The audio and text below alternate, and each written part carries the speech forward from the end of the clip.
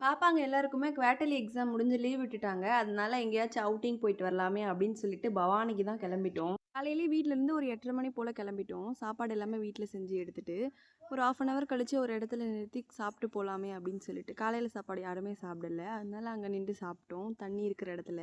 அங்க வந்து பார்த்தீங்கன்னா, அந்த மீன் குட்டி குட்டிஸா நெறைய இருந்தது. கை வச்சா அப்படியே வந்து கடிச்சிட்டு இருந்தது. வந்த உடனே எல்லாருமே தண்ணீல குதிச்சு ஒரு 3, 4 மணி நேரம், 5 மணி நேரம் போல ஆட்டம் போட்டோம். அதுக்கப்புறம் மதியம் சாப்பாடு பசி எடுத்துக்கிச்சு வந்துட்டோம். அத்தையும் நானும் டிஸ்கஸ் பண்ணி ஒரு மெனு ரெடி பண்ணோம். என்னோடது வந்து தயிர் சாதமும், முட்டை புர்ஜியும், அப்புறம் உருளைக்கிழங்கு வறுவலும். அத்தை வந்து புளி சாதமும், அப்புறம் உருளைக்கிழங்கு பஜ்ஜி, வெங்காய பஜ்ஜி அதெல்லாம் எடுத்துட்டு வந்தாங்க. அதெல்லாம் காலையிலேயே முடிச்சிட்டோம். சாப்பிட்டு முடிச்சுட்டு மறுபடியும் வந்து ஒரு சாயந்தரம் வரைக்கும் ஆட்டம் போட்டுட்டு இருந்தோம்.